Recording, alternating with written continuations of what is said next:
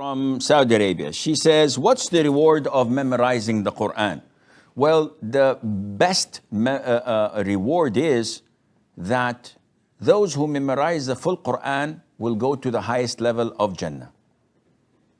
The Prophet told us, alayhi salatu wasalam, that on the Day of Judgment, those who memorize the Quran would be asked to recite and to rise up in the levels of Jannah, for the last level they would reach is according to the last ayah they memorized. So if they've memorized the full thing, they will go up for the full thing.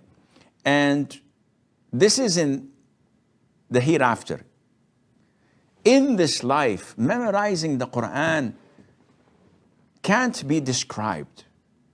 The power that it gives a person who memorizes it and knows the meaning of it and implement it in his life, this guy is a saint in Islamic terms.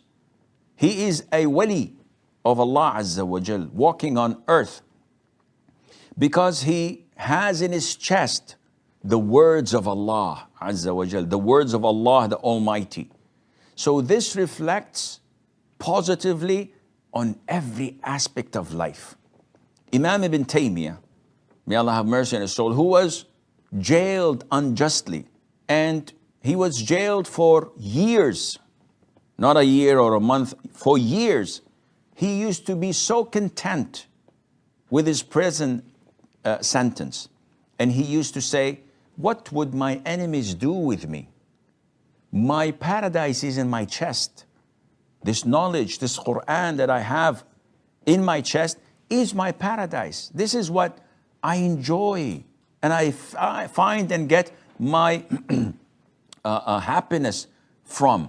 So this is something that you can not comprehend the high, great rewards of it coming from memorizing the Quran in this dunya.